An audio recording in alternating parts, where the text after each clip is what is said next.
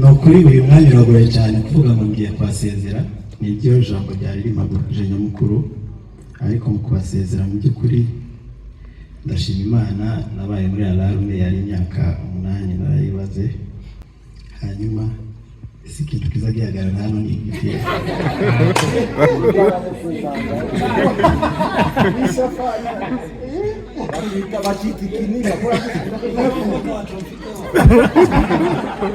dusenge dutahe. Pare namwe ejo dufite gahunda tuzaza kuri televiziyo. Yesu ashimwe. Ikimara gukurikije hano ni kubishuza umusanzu njyewe babishinze. Murakoze cyane, ntabwo ndi butinde. Ijambo rya mbere ndashima Imana ko yampaye ibyangombwa byo kurya hakurya iriya.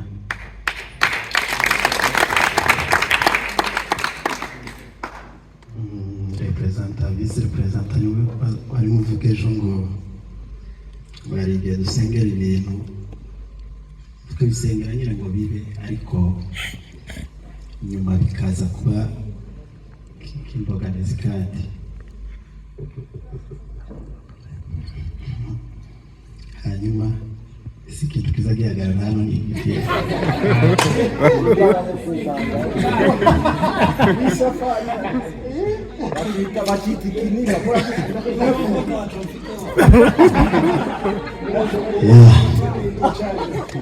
no kuri uyu mwanya uragoye cyane kuvuga ngo ngiye kwasezera, niryo jambo ryari rimagurije nyamukuru, ariko mu kubasezera mu by'ukuri ndashima Imana. Nabaye muri alarme yari imyaka 8 narayibaze.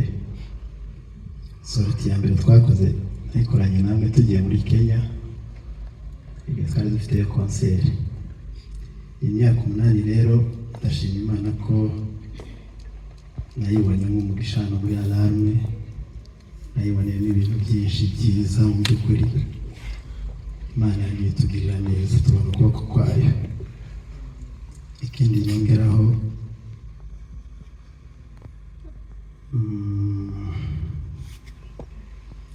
reka ngabanya amagambo nibyo byiza. Ikindi nyongeraho, reka ngabanya amagambo kuko aribyo byamfasha.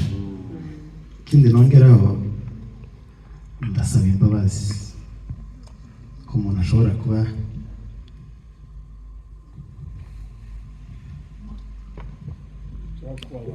turakubabariye.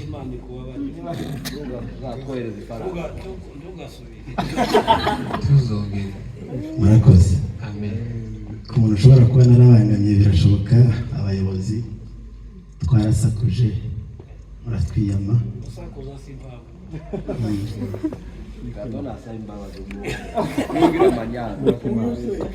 Twarakererewe rimwe na rimwe twakoze byinshi nyine bidashimishije. Tubabarira. Ni njye muntu wa mbere basubijeyo batangira ya mategeko yo gusubizayo abantu ngo bakererewe.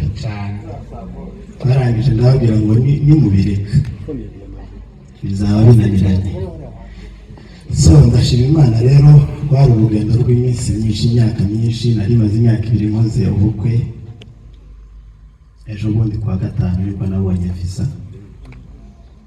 Imana yangiriye neza, ndakora ndatsinda. Hanyuma rero kuri wa gatanu mfite isafari, mfite itike ya saa 9:50. Abazabishobora saa kumanywa, abazabishobora bazazi kuduherekeza. Hanyuma ikindi ndasezera na famiye yanjye, abana nari imbere pere hano.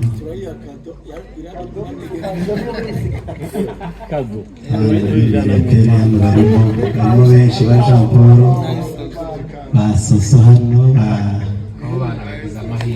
Patience, ba Esther. Babashakire pere mwiza, babashakire papa mwiza. Hanyuma ni ukuri nzabakumva. kigoranye ni umuvema yacu nyine ya buri munsi. Reka ndekere gutyo, Imana ibahungisha murakoze.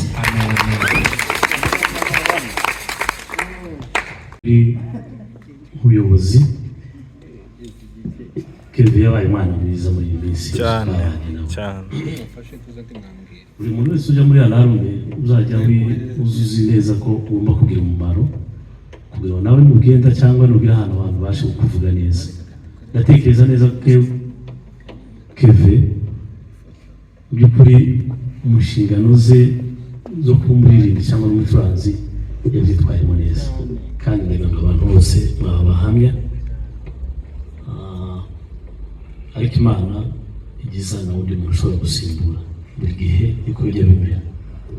Rero Kevin turagushimiye by'ukuri warakoze, Imana igumugisha, kandi ahantu uzajya ugiye gusanga umuryango wawe, Imana izabane nawe, uzahirwe muri kiriya gihugu ugiyemo.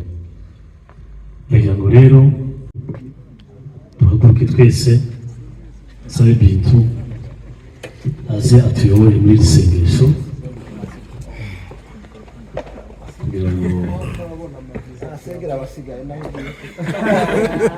reka tutuze abacu twahaguruka twese aho kugira ngo tubashe gusenga.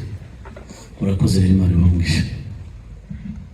Data, tunagushima tuguha icyubahiro kubw'umunsi mwiza waturemeye. Turagushima kubw'umuvandimwe Kevin, twabanye nawe iminsi yose twabanye. Turagushima ko uyu munsi icyo yasengeraga, icyo yari amaze igihe ategereje kujya kubana n'umuryango we, uyu munsi Mwami wagisohoje.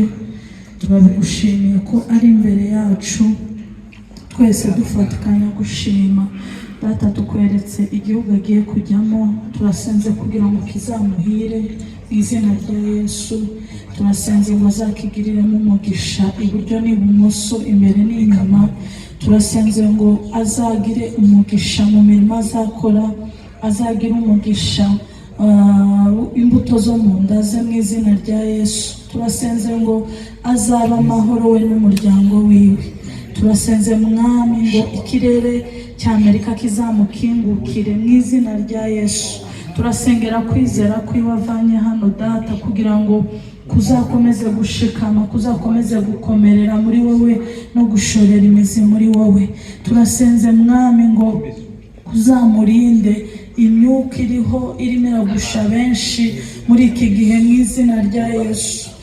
Yaragukoreye, yahagaze neza mu murimo wawe, kandi ijambo ryawe rirambwira ngo iyo umuntu yitaye ku byawe nawe umwitaho. Turasenze Data kugira ngo uzite kuri buri kimwe cyose mu bigize ubuzima bwiwe, detaye izo tudashobora kumenya.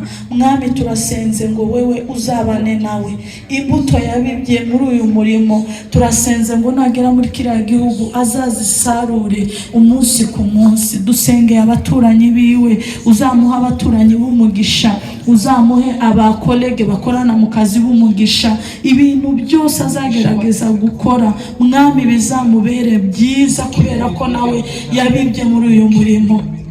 Turasenze ngo ubwo azafata urugendo agenda, uzajyane nawe Mwami, uzamurinde, uzamugeze amahoro, abonene n'umuryango wiwe, asange nawe ari amahoro. Tuzakomeza gushima izina ryawe Data. Tumwatuyeho uburinzi, tumwatuyeho kurama, tumwatuyeho umugisha, tumwatuyeho ibyiza, tumwatuyeho guhirwa mu izina rya Yesu Kristo.